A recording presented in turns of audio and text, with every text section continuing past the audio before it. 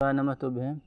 प्रयाग में समस्त महात्मा और मुनियों द्वारा किए गए अज्ञान में दक्ष का भगवान शिव को पूर्वक श्राप देना तथा उनके नदी द्वारा ब्रह्मांड कुलों को श्राप प्रदान भगवान शिव का नदियों का शांत करना। ब्रह्मा जी कहते हैं, नारद जी पूर्व काल में समस्त महात्मा मुनि प्रयाग में एकत्र हो गए थे। वहाँ पर सम्मिलित हुए उन सब महात्माओं का विविध विधान से एक बहुत ही बड़ा ज्ञान यज्ञ हुआ। उससे यज्ञ में सनकादिक सिद्धगण, देवर्षि, प्रजापति देवता तथा ब्रह्मा जी, दक्ष काल करने वाले ज्ञानी भी पधारे थे। मैं भी मूर्तिमान और महातेजस्वी निगों में और आगमों से युक्त और संपरिवार वहाँ गया था। अनेक प्रकार से उत्सवों के साथ वहाँ उनका विचित्र समाज जुटा था। नाना प्रकार के शास्त्रों के संबंध में ज्ञान चर्चा और वाद विवाद हो रहे थे। मुनि उसकी अवसर पर सती तथा के साथ त्रिलोक हितकारी दृष्टिकर्ता एवं सबके स्वामी भगवान रुद्र भी वहां पर आ पहुँचे और भगवान शिव को आए देखकर संपूर्ण देवताओं को सिद्ध तथा मुनियों को मैंने भी भक्ति भाव से उन्हें प्रणाम किया और उनकी स्तुति की। फिर शिव की आज्ञा पाकर सब लोग पूर्वक यथास्थान बैठ गए और भगवान का दर्शन पाकर सब लोग संतुष्ट थे और अपने सौभाग्य की सराहना करते थे और हंसी बीच में से प्रजापति की प्रति प्रभु दक्ष, जो बड़े ही तेजस्वी थे और अकस्मात घूमते हुए प्रसाद पूर्वक वहाँ आए और वो मुझे प्रणाम करके मेरी आज्ञा ले वहाँ बैठे। दक्ष उन दोनों समस्त ब्रह्मांड के अधिपति बनाए गए थे और अतएव सबको द्वारा सम्मानीय थे और परंतु अपने ही वो गौरवपूर्वक पद में लेकर उनके मन में बड़ा ही हाहाकार था, क्योंकि वे तत्व ज्ञान से शून्य थे। उस समय समस्त देव ऋषियों को नतमस्तक हो स्तुति और प्रणाम से द्वारा दोनों हाथ जोड़कर उत्तम तेजस्वी दक्ष का अंत सत्कार किया और परंतु जो नाना प्रकार के लीला विहार करने वाले सबको स्वामी उत्कृष्ट लीला के स्वतंत्र परमेश्वर उन महेश्वर उस समय दक्ष को मस्तक नहीं झुकाया। वे अपने ही आसन पर बैठे ही रह गए, खड़े होकर दक्ष का स्वागत नहीं किया। महादेव जी को वहाँ मस्तक झुकाते न देखकर मेरे पुत्र प्रजापति दक्ष मन ही मन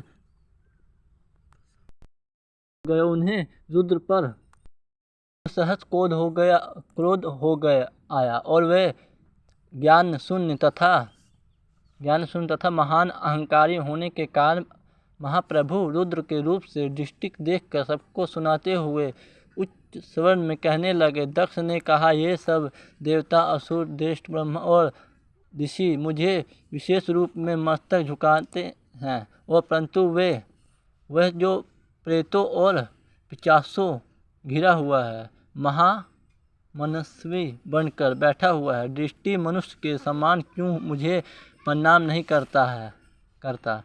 शमशान में निवास करने वाला ये निर्लज्ज जो मुझे इस समय प्रणाम नहीं करता है, उसका क्या कारण है? उसके वेदोक्त कर्म और लुब्ध हो गए और वही भूतों और पिशाचों से शोभित हो मंत्रमाला बना फिरता है। वह श्री और विधि के विहानलना करने निमित्त को सदा कंठलिंग किया करता है। उसके साथ करने वाले उसका अनुसरण करने लगे लोग पखंडी, दुष्ट और पापचारी तथा ब्राह्मणों को देखकर उत्दंड पूर्वक उनकी निंदा करने वाले होते हैं। वह स्वयं ही ऋषियों आसक्त रहने वाले तथा रति कर्मों में ही दक्ष हैं। अंत वे उसे श्राप देने का उद्धत हूँ, और ये रुद्र चारों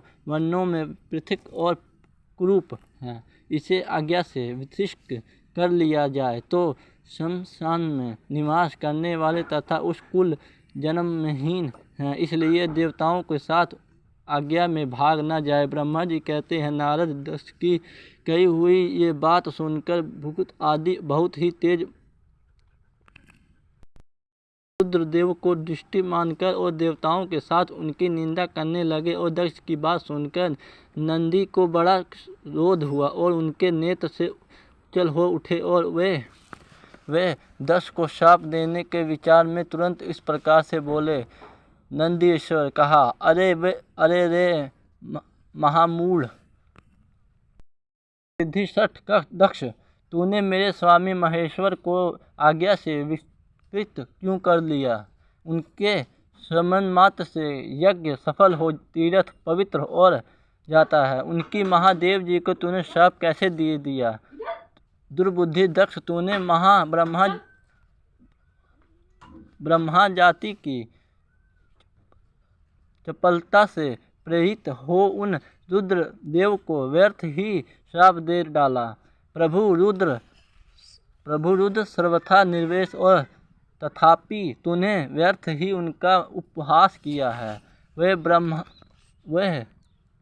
वह ब्रह्मधाम जिन्हें इन जगत की दृष्टि की है, उनका पालन करते हुए वह अंत में उनके द्वारा संहार होगा।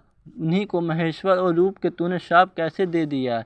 नंदी के इस प्रकार से फटकारने पर प्रजापति दक्ष रोष से अग बबूल हो गए। श्री शिवाय नमस्तुभ्यं। और उन्हें शाप देते हुए बोले, अरे रुद्रगणों, तुम सब लोगों को वेदों में बहिष्कृत हो जाओ। वैदिक मार्ग से भ्रष्ट तथा महर्षियों द्वारा प्रत्यक्त पखंडवाद में लग गए हो, और शिष्टाचार से दूर हो, और सिर पर जटा और शरीर में भस्म, हड्डियों का आभूषण धारण करके द्रपान में आसक्त रहो। और जब दक्ष शिव को पाप दूतों को इस प्रकार से शाप दे दिया, तब उस शब्द को सुनकर शिव को प्रिय भक्त नंदी अत्यंत रोष से वशीभूत हो गए। दे दिया तब उन्हें शापों को सुनकर शिव के प्रत्येक नंदी अत्यंत रोष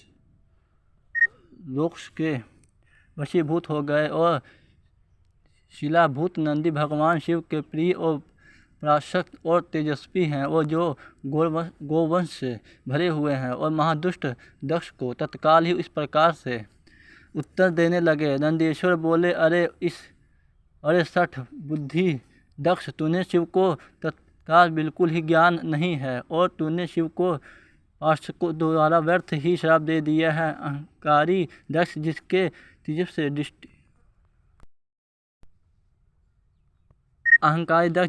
जिसमें दृष्टि भारी और है, उनके मृग आदि से भी ब्रह्म तत्व और अभिमान में अहंकार महाप्रभु महेश्वर उपहास किया है। अंत यहाँ जो भगवान रुद्र में विमुख तुमने जैसे दृष्टि ब्राह्मण और विघमान हैं, उनको रुद्र तेजस के प्रभाव से ही शाप दे रहे हो, और तुमने जैसे ब्रह्मा और कर्म फल से पाशक वेदवाद में फंसकर वेद के तत्व ज्ञान से शून्य हो जाए, और ब्रह्म सदा ही भोगों में तत्मय रहकर भी स्वर्ग को ही सबके बड़ा पुरुषार्थ बनने और हुए स्वर्ग बढ़कर दूसरी कोई भी वस्तु नहीं है। ऐसे कहते हुए क्रोध, लोभ और मद से युक्त निर्जल और भिक्षुक बने हुए हो, क्योंकि ब्रह्मा वेदों मार्ग साम से रहकर शूद्रों का यज्ञ करने वाले और दरिद्र होकर सदा ही दान लेने में ही लगे रहेंगे। दृष्टि दान और ग्रहण करने का कारण वे सब के सब नरकमयी होंगे। दक्ष, उनमें से कुछ ही ब्राह्मणों तो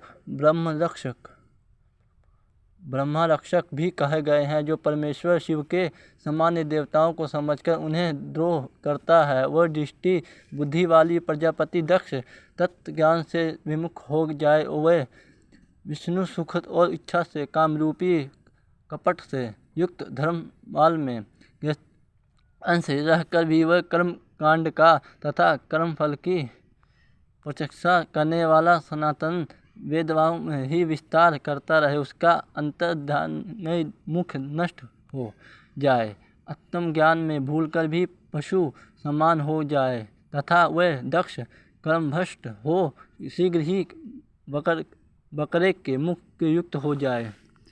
इस प्रकार से कुपित हुई नंदी के जब ब्राह्मणों को भी दक्ष ने महादेव जी के शाप दिया, तब वे महान हाहाकार मच गया और नारद ने, मैं वेदों का प्रतिपादक होने के कारण शिव तत्वों को जान हूँ और इसलिए दक्ष का वे सुनकर मैंने बारंबार उनकी तथा मृगु और आदि ब्राह्मणों को निंदा की और सदाशिव महादेव जी की नंदी का इस बात को सुनकर हंसते हुए से मधुर वाणी में बोले, हे नंदी के समझाने लगे और सदाशिव को कहा, नंदी मेरी बात को सुनो, तुम तो परम ज्ञानी हो, तुम्हें क्रोध नहीं करना चाहिए। तुमने भ्रम से ही समझकर की हुई मुझे शाप दे दिया गया है, व्यर्थ ही ब्राह्मणों को कुलों को शाप दे डाला।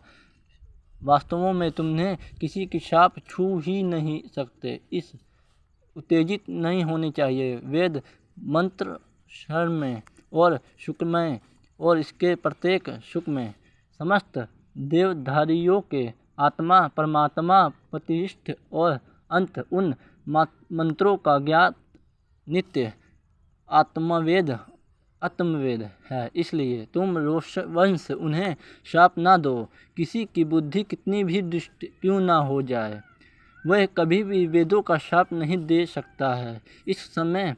इस समय मुझे शाप नहीं मिला है। इस बातों को तुमने ठीक ठीक समझना चाहिए।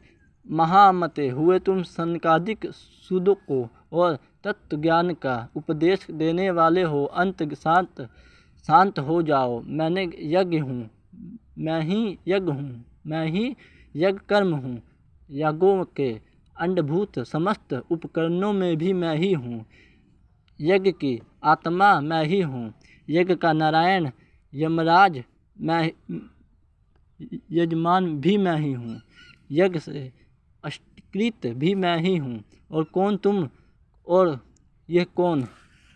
वास्तव में सब मैं ही हूँ। तुम अपनी बुद्धि से इसका बात का विचार करो और तुम्हें ब्राह्मणों को व्यर्थ ही शाप दिया है। महात्मा नंदी, तुम तत्व ज्ञान से द्वारा प्रचंड और रचनात् का बाध करके और अत्यनिष्ठ ज्ञानी और क्रोध आदि से शून्य हो जाओ। ब्रह्मा जी कहते हैं, नारद जी, भगवान शंभु इस प्रकार से आज्ञा समझने पर नंदी के विवेकान हो क्रोध रहित और एवं शांत हो गए। भगवान शिव और अपने प्राणप्रिय पार्षद नंदी को शीघ्र ही तत्व का बोध कर परम कराकर